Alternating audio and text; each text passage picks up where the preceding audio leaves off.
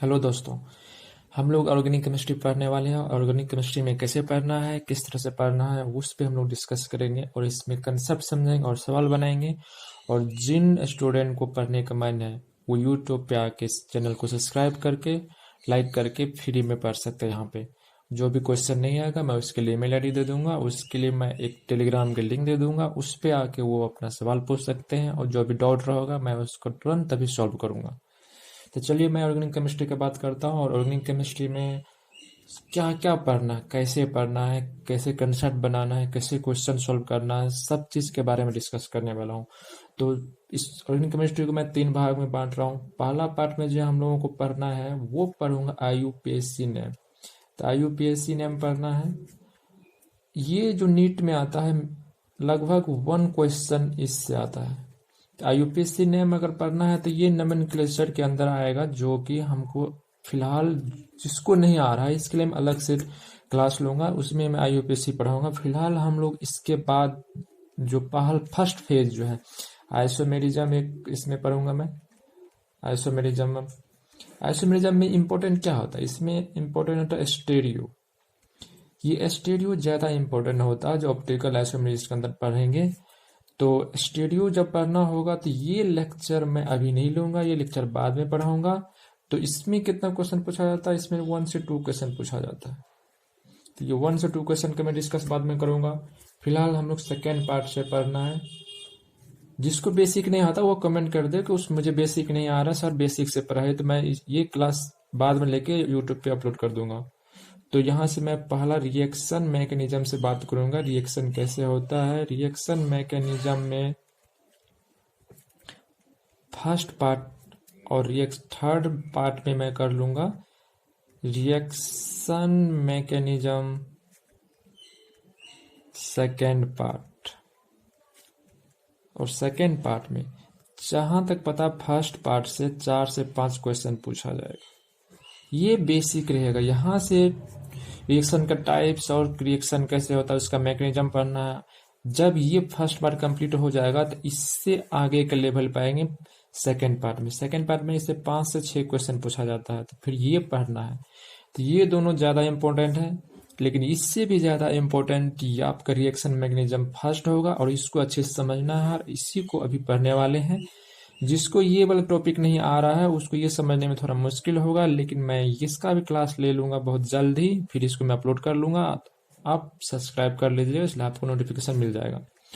तो पहला नोटिफिकेशन की बात करें तो देखिए, ऑर्गेनिक में हम 4 भाग में बांटेंगे, इसमें चौथा भाग और बांटेंगे ऑर्गेनिक केमिस्ट्री का, जिसके अंदर आएगा बायोमोलिक्यूल। जहां तक बायोमोलिक्यूल्स की बात है ये, और इसमें पॉलीमर आएगा, polymers and chemistry in everyday life, ये भी आता है।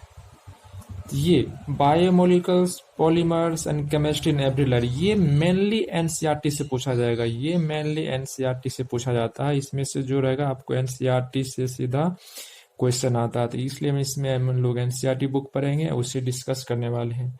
और इसमें जाता 2 से 3 क्वेश्चन के आसपास आता है। 2 से 3 क्वेश्चन आपको इससे आ जाएगा और इसको हम प्रिपेयर करने वाले हैं एनसीईआरटी के बुक से।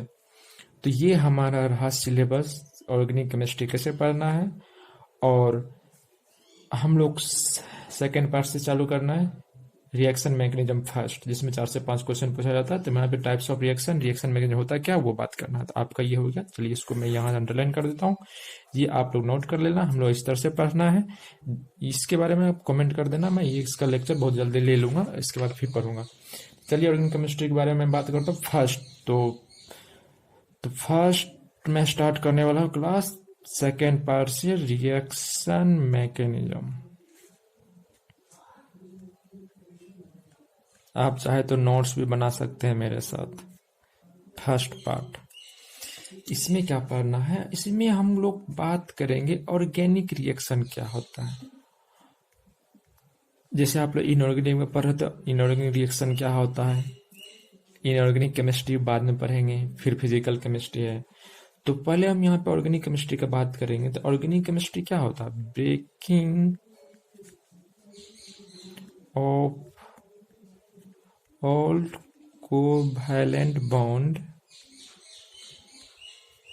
and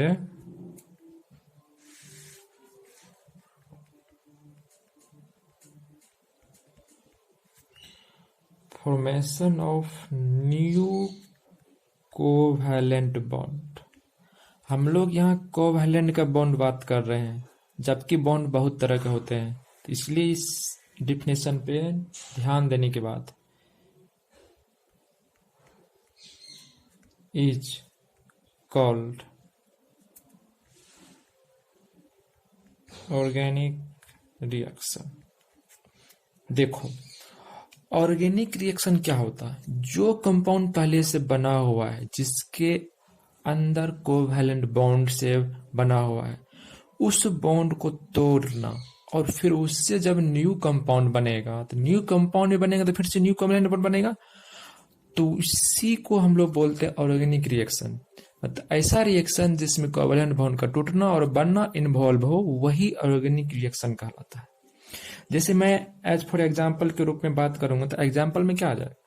एग्जाम्पल में मैं जैसे मिथाइल क्लोराइड की बात करता हूँ।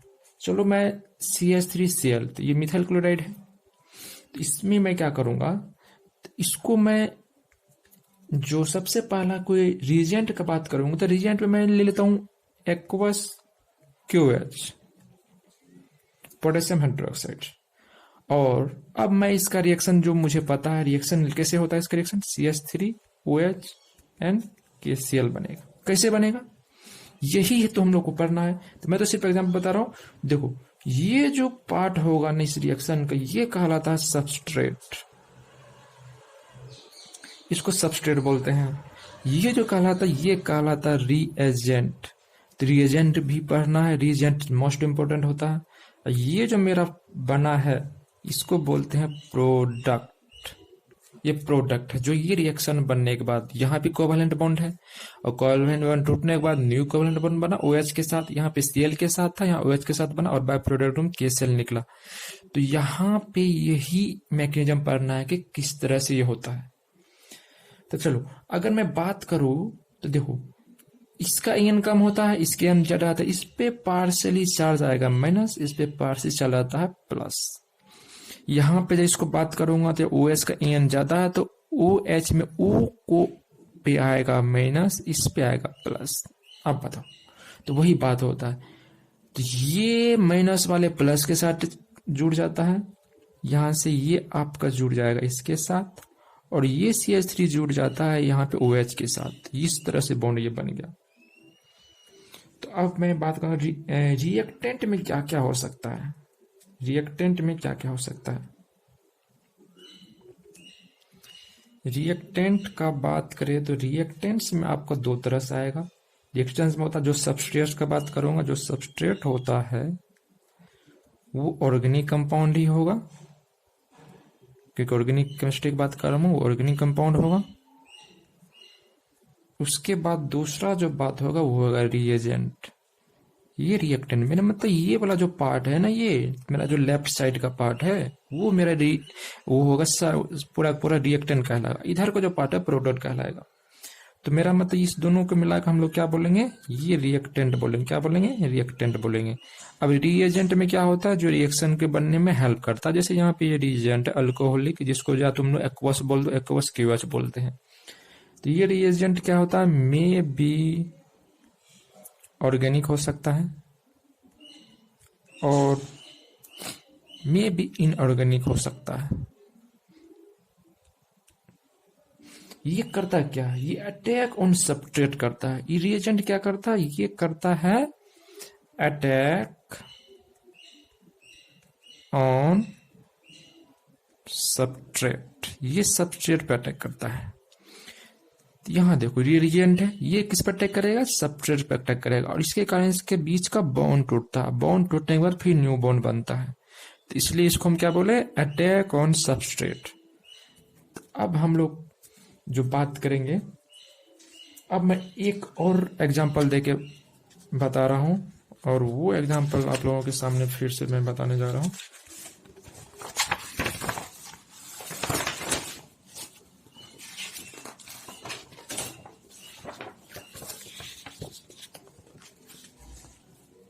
आपने नोट कर लिया होगा।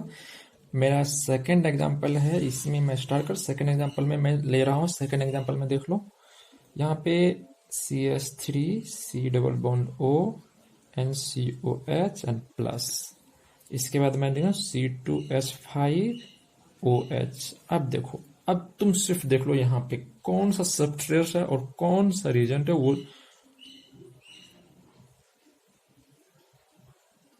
सोचो। चलो यहाँ पर मैं कॉन्क H2SO4 ले लेता हूँ, ठीक है। अब मैं इसका प्रोडक्ट लिखने जा रहा हूँ, तो प्रोडक्ट कैसे बनेगा? सिंपली है, जैसे तभी से रूल बता रहा था कि प्रोडक्ट बनने के लिए इसका मैकेनिज्म तो बाद में डिस्कस, इसका एग्जांपल मैं दे रहा हूँ तो सीधा मैं प्रोडक्ट लिख देता हूँ।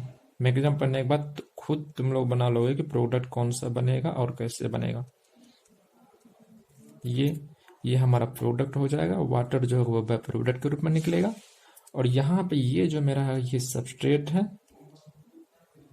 और ये मेरा हो जाता है रिएजेंट हो जाएगा। और ये जो कॉन्क H2SO4 है ये मेरा कैटलिस्ट की तरह वर्क करेगा। तो मेरा सेकेंड एग्जांपल हो गया। अब हम लोग रिएक्शन मैकेनिज्म पा जाएगा। अब यहां से हम लोगों का आएगा main topic, reaction mechanism. Reaction mechanism क्या होता है? जहां तक रिएक्शन मैकेनिज्म का बात करूंगा, चलिए मैं रिएक्शन मैकेनिज्म की बात करता हूं। इसका डिफिनेशन बता रहा हूं, step by step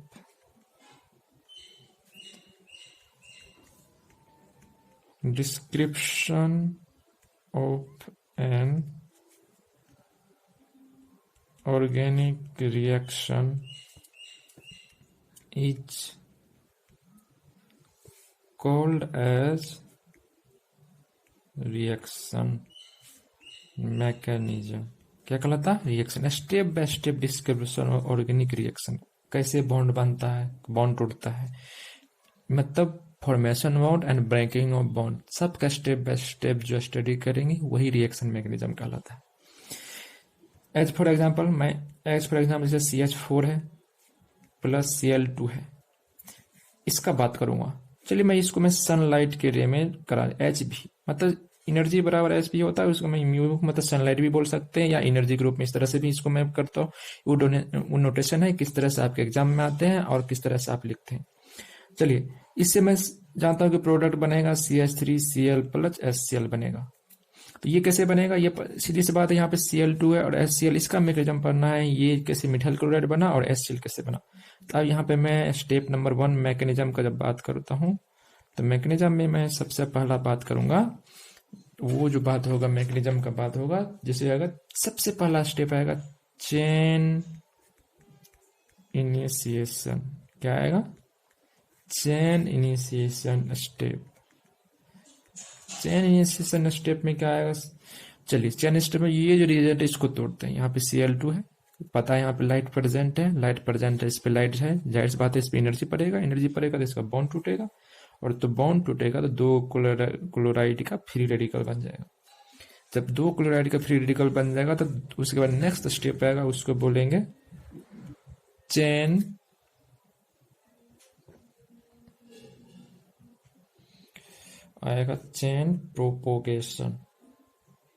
propagation step. इसमें क्या होगा? इसमें जो होगा इसके नेक्स्ट स्टेप होगा, और उसमें क्या होगा, CH4 के पास जो फ्री रेडिकल है उस तो फ्री रेडिकल है, वो तो बॉन्ड बनाने के आगे आएगा, और बॉन्ड बनाने क्या करेगा, इसका एक H लेके भाग जाएगा। जब एक H लेके भाग जाएगा तो CH3 में से एक H चल जाएगा और ये बन जाएगा मिथाइल का रेडिकल बन जाएगा, ये HCl बन जाएगी। ये तो स्टेबल हो गया, फिर ये तो अनस्टेबल हो गया, और अनस्टेबल हो गया, और यहाँ पे हमको पता है ये दो मोलिक्यूल था, तब ये इससे रिएक्शन कर लेगा। तो उसके बाद जो आएगा क्या होगा, CH3 ये प्लस Cl2, क्योंकि रिएक्शन में तो मेरे पास ये भी है और ये भी है, तो ये मेरा दोनों रिएक्शन क्या कर बना लेगा, CH3 एंड Cl। फिर से यहाँ देखो, एक बार जब रिएक्शन स्टार्ट हुआ तो मुझे सिर्फ लाइट का जरूरत पड़ा, जैसे लाइट का जरूरत हो गया अब मुझे दोबारा लाइट का जरूरत नहीं पड़ेगा, क्योंकि अब तो मेरा रिएक्शन स्टार्ट होगा। रिएक्शन होने के बाद रिएक्शन के अंदर खुद ही क्लोरीन का फ्री रेडिकल बन रहा है। जब क्लोरीन का खुद ही फ्री रेडिकल बन रहा है तो फिर क्या होगा, फिर हम इसका नेक्स्ट बात करें तो नेक्स्ट आएगा अब हमारा chain termination reaction. Chain termination reaction क्या आएगा? चेन टर्मिनेशन रिएक्शन मतलब रिएक्शन का एंड। वो कैसे होता? देखो मेरा तो पहला एक ये बना था, इसको बंद करना पड़ेगा, तो ये स्टेप नहीं होगा। तो ये जब क्या करेगा, इससे रिएक्ट कर लेगा फ्री रेडिकल से, क्लोरीन के फ्री रेडिकल से रिएक्ट कर लेगा, तो ये CH3Cl बन जाएगा। जितना मोलिकुल उसके अंदर है उसके लास्ट में जब कोई मोलिकुल नहीं बचेगा, लास्ट में तो ये दोनों आपस में करेगा रिएक्शन। जब तक रहेगा मिथाइल तो ये क्लोरीन को तोड़ देगा। सारा क्लोरीन टूटने के बाद ये फ्री रेडिकल में बन जाएगा। जितना फ्री रेडिकल लास्ट में किससे करेगा? इसी से रिएक्शन करने लग जाएगा। तो इससे रिएक्शन करेगा तो फिर क्या बनेगा? ये तो ये बन जाएगा, फिर Cl आपस में मिलके Cl2 बन जाएगा। तो ये मेरा लास्ट है कि अब मेरा इसके आगे रिएक्शन नहीं होगा। देख लो ये जो मेरा है सेम रिएक्टेंट की तरफ बन गया, और जो प्रोडक्ट था मेरा ये प्रोडक्ट ये मिल जाएगा और ये न्यू मिल जाएगा। ये दोनों न्यू प्रोडक्ट हो गया, इसलिए इसको हम लोग बोलेंगे प्रोडक्ट बोलेंगे, और इसको बोलेंगे रिएक्टेंट बोलेंगे। ये रहा मेरा पहला एग्जाम्पल। अब इसके बाद जो हम लोग को पढ़ना है वो पढ़ना है concept to understand reaction mechanism. Reaction mechanism से के लिए पढ़ने के लिए क्या क्या पढ़ना उस पर बात कर लेता हूँ, फिर उसके बाद हम लोग बात करेंगे न्यू का। चलिए अब हम लोग क्या पढ़ना है, इसके बाद पढ़ना है concept to understand reaction mechanism. इसके अंदर ए पार्ट में हम लोग क्या बात करना है, ए पार्ट में पढ़ना है electromeric displacement in covalent bond. फिर बी पार्ट में बात करना है हम लोगों को बॉन्ड क्लीवेज मतलब टूटना, बॉन्ड का टूटना। सी पार्ट में बात करना है नेचर ऑफ रिएजेंट। ये बेसिक है, इसके बाद पढ़ने के बाद ही हम लोग अच्छी तरह समझ, हम लोग को ये पूरा का पूरा बात करना है। तो समझ लो दोस्तों। तो अब concept to understand reaction mechanism के बारे में बात करूँ, ये 3 पार्ट में है, जिसमें से हम मेरा ये इलेक्ट्रोमैग्नेटिक इफेक्ट इसको बोलते हैं, ये electromagnetic displacement in covalent bond, मतलब इलेक्ट्रॉन का मूवमेंट कैसे होता है कोवैलेंट बॉन्ड में, वो हमको बात, किस पे नेगेटिव चार्ज है किस पे प्लस चार्ज है उसका बात करेंगे।